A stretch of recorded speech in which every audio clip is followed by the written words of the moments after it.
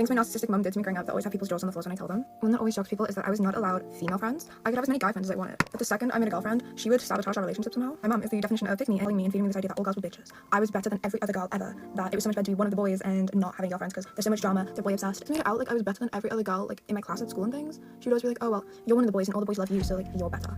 But I just never like, they never clicked, never like that. So when I would make a female friend, she would, you know, my mom would invite her over, she'd come to the house and stuff, and then my mom would nitpick her and find a reason to stop us being friends. Like, I remember we were like 12, and I made friends with a girl who wore like makeup, but I also wore makeup at this time.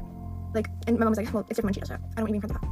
What? She also played on the fact that I was more like tomboyish and stuff, and made it really like adult. I was a literal child, and whenever I talk about like my nerdy interests, like comic books or like Star Wars or anything, she'd be like, oh my god, you're literally a nerdy boy's wet dream. Like, you can make so many boys like want you. I didn't care. When I was 13, she kicked me out and I ran away. It was very 50-50 after finding out I was like really depressed and I was really struggling mentally, and she just didn't want to deal with that. So I like moved around for a few months before I was taken in and then later on adopted. And my mom, when she found out, she was so angry. Mind you, this woman kicked me out and didn't speak to me for a year. When she finds out that I'm not homeless, is like, I don't know, and gets mad because I wasn't homeless.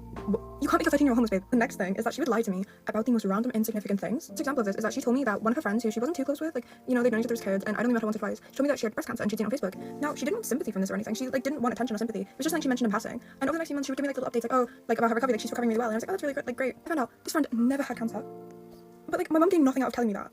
It was just to lie. Like, I still don't know why she did that, because like, what? And the freakiest one is that she was so obsessed with Gilmore Girls. Like, it was her favorite thing in the world. When I used to say like she looked like Lorelai, she would cut her hair like her and do like some makeup in the clothes, like, you know, cute. I actually had not watched Gilmore Girls until like a few months ago, mainly because of that. When I tell you my jaw was on the floor, my mum would like literally act out episodes in our real life. We had a signature diner that we'd go to, and I remember really vividly her saying lines that they say in the show. I also realized that my mum had a thing about not letting me like choose my own haircut, and she always had like a very precise idea of what she wanted my hair to look like. She cut my hair throughout my life in the order Rory does in the seasons.